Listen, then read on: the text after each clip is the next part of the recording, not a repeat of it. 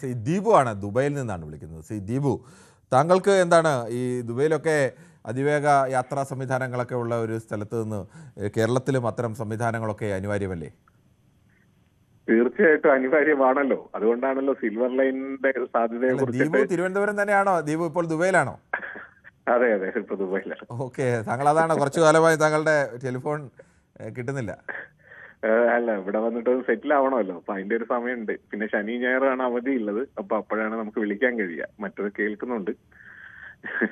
ശരി, അപ്പോൾ ദീപുവിനെ ഇവിടെ പലരും തിരക്കാറുണ്ട്. പ്രത്യേകിച്ച് രാഷ്ട്രീയമായി ദീപുവും കൂടി ഉണ്ടെങ്കിലാണ് ചിലർക്കൊക്കെ ഒരു വാശിയൊക്കെ വരുന്നത്. അപ്പോൾ ദീപുവിനെ പല ദിവസങ്ങളിലും തിരക്കാറുണ്ട്.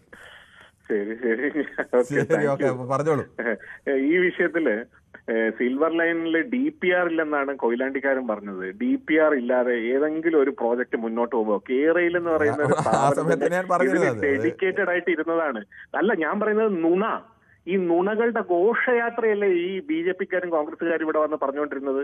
ഈ പറയുന്ന ഏതൊക്കെ ആള് പറഞ്ഞു അത് മുഴുവൻ മഞ്ഞക്കുറ്റി. ഇപ്പൊ നിങ്ങൾ തന്നെ പറഞ്ഞു വൈറ്റ്ലേ കൂടെ പോണേന്ന്. വൈറ്റ്ലേയിൽ ആകാശത്ത് നിന്ന് കെട്ടിത്തൂക്കി ഇടുവോ പാലം? അവിടെ ആരുടെയൊക്കെ വീട് പോവും, ആരുടെയൊക്കെ സ്ഥലം പോവും?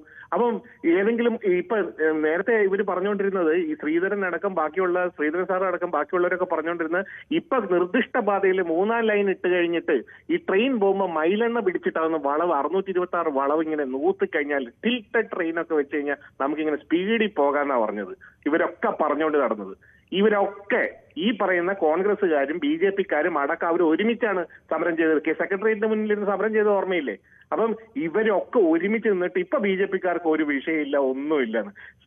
ഈ സ്പീഡ് ട്രെയിൻ വരേണ്ടത് തന്നെ കണ്ണൂർ വരെയല്ല, കാസർഗോഡ് വരെ പോകണം, മറ്റ് സംസ്ഥാനങ്ങളുമായി ബന്ധിക്കണം, സ്റ്റാൻഡേർഡ് ഗേജ് ആവണം.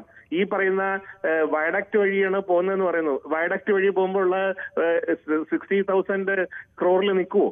അപ്പൊ ഇതൊക്കെ ശ്രീധരൻ സാർ പറയട്ടെ. ഇപ്പം നമ്മുടെ പ്രധാനമന്ത്രി ഇന്ന് ശ്രീധരൻ സാർ ഇത് പറയുന്ന സമയത്ത് പ്രധാനമന്ത്രി ഇന്നലെ മിനിഞ്ഞാന്ന് വന്ന പ്രധാനമന്ത്രിക്ക് അത് പറഞ്ഞൂടെ? അപ്പൊ പറയാതെ ശ്രീധരൻ സാറിനെ കൊണ്ട് പറയിക്കുന്നത് ഇത് നടക്കാനുള്ള കാര്യമാണെന്ന് എനിക്ക് സംശയമുണ്ട്. പിന്നെ ഈ മൈലെണ്ണ ഇത് നിങ്ങൾ വിടരുത്.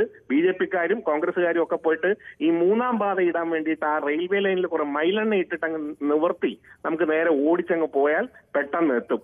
ഉളുപ്പില്ലാതെ ഇപ്പൊ നിങ്ങൾ ഈ കാര്യങ്ങൾ പറയുന്നത് സിൽവർ ലൈനുമായി ബന്ധപ്പെട്ട് കൃത്യമായ DPR-ൽ കൃത്യമായ സ്റ്റഡി നടത്തി കൃത്യമായ മാറ്റങ്ങൾ വരുത്താനായിട്ട് എല്ലാ കാര്യങ്ങളും ചെയ്താലും പ്രേക്ഷകരുടെ ഭാഗത്തു നിന്നെല്ലാം അതിവേഗ റെയിലിന് എതിരായ ഒരു നിലപാടുണ്ടായില്ല എന്നത് വളരെ ആശ്വാസകരമായ ഒന്ന് തന്നെയാണ്. എല്ലാവരും മഹാഭൂരിപക്ഷം പേരും പറഞ്ഞത് അങ്ങനെ റെയിൽപാത വേണമെന്ന് തന്നെയാണ്. ചിലരെങ്കിലും പക്ഷേ അതിൽ ചില ആശങ്കകൾ കൂടി ഉണ്ട്. എപ്പോഴും ഇത്തരം വിഷയത്തിൽ കേരളത്തിൽ ആശങ്ക വരാനുള്ള പ്രധാനപ്പെട്ട കാരണം കേരളം മറ്റ് സംസ്ഥാനങ്ങളെ പോലെയല്ല, അവിടുത്തെ പോലെ ഭൂമി വിട്ടുകൊടുക്കാൻ വേഗത്തിൽ കഴിയില്ല. കാരണം അത്രത്തോളം ജനസാന്ദ്രത ഏറിയ സംസ്ഥാനമാണ് കേരളം. ഒരുപാട് പേരുടെ വീടൊക്കെ നഷ്ടപ്പെടും, അവരുടെ കച്ചവട സ്ഥാപനങ്ങളും മറ്റ് സ്ഥാപനങ്ങളും ഒക്കെ നഷ്ടപ്പെടുന്ന അവസ്ഥയുണ്ടാകും. അവർക്കെല്ലാം അവരുടെ ജീവിതം മെച്ചപ്പെടുന്ന രീതിയിലേക്കുള്ള നഷ്ടപരിഹാരം നൽകിയാൽ മഹാഭൂരിപക്ഷം മനുഷ്യരും അത് വിട്ടുകൊടുക്കാനും ഒക്കെ തയ്യാറാവും. അതൊരു തെളിവടക്കം നമുക്ക് ദേശീയപാതയിൽ മുന്നിലുണ്ട്.